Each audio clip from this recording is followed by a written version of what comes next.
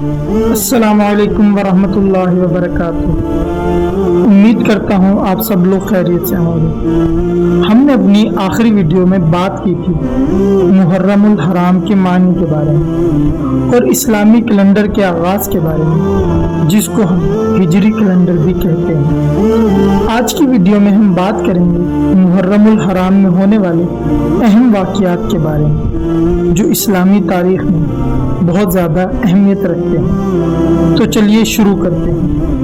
محرم الحرام پہلا اسلامی مہینہ ہے، کیونکہ اس ماہ مقدس میں قتال اور فتنہ حرام ہے، اسی لیے اسے حرمت والا مہینہ کہتے ہیں اور اسی وجہ سے اس کو محرم الحرام بھی کہا جاتا ہے۔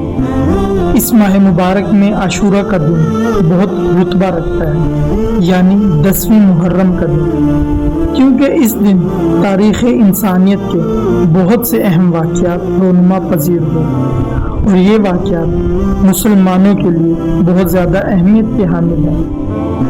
محرم الحرام میں ہونے والے اہم واقعات میں سے چند ایک واقعات پر آج کی ویڈیو میں ہم نظر ڈالیں گے۔ 10 محرم الحرام ہی وہ دن ہے جب حضرت آدم علیہ السلام کو پیدا کیا گیا تھا، اور 10 محرم الحرام کا دن ہی وہ دن ہے جب اللہ تعالیٰ نے حضرت آدم علیہ السلام کی توبہ قبول کی تھی۔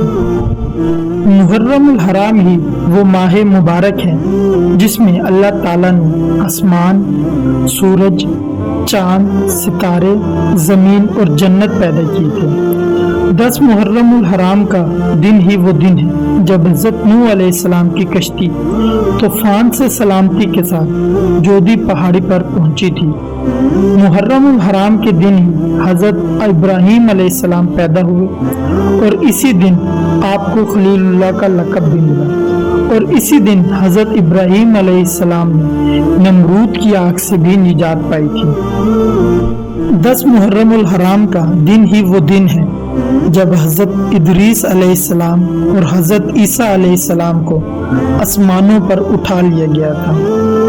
10 محرم الحرام کا دن ہی وہ دن ہے جب بنی اسرائیل کے لیے دریا پھٹ گیا تھا اور فرعون اپنے پورے لشکر سمیت دریا میں غرق ہو گیا تھا اور حضرت موسیٰ علیہ السلام کو فرعون سے نجات ملی تھی۔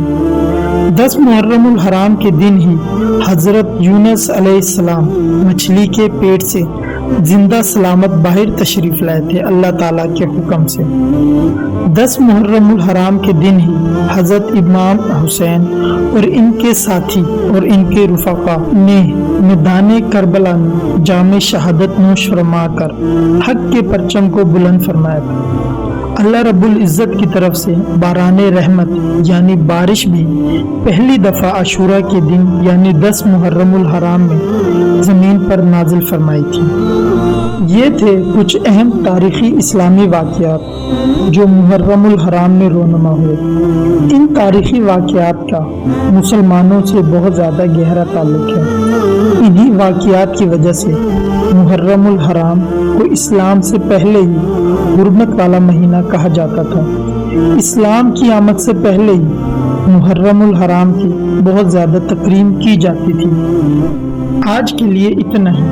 آگے آنے والی ویڈیوز میں ہم محرم الحرام کے بارے میں اور جاننے کی کوشش کریں گے، اسی لیے آپ سب لوگوں سے گزارش ہے کہ دین اسلام کی باتیں چینل کے ساتھ جڑے رہیے تاکہ زیادہ سے زیادہ علم حاصل کر سکیں اور علم سے افادہ حاصل کر سکیں۔ اگر آپ لوگوں کو میری ویڈیوز اچھی لگ رہی ہیں تو براہ مہربانی ان کو زیادہ سے زیادہ شیئر کریں تاکہ زیادہ سے زیادہ لوگ اس ویڈیو سے فائدہ اٹھا سکیں۔ آج کے لیے اتنا ہی، جلد ملیں گے ایک نئی ویڈیو میں ایک نئے موضوع کے ساتھ۔ تب تک کے لیے اس بندہ ناچیز کو اجازت دیں، اور جانے سے پہلے صرف اتنا کہنا چاہوں گا، اے اللہ رب العزت ہمیں اس ماہ مبارک محرم الحرام کی نسبت سے حضرت امام حسین جیسا صابر اور شاکر بنا جو تیری ہر رضا میں راضی رہے۔ آمین۔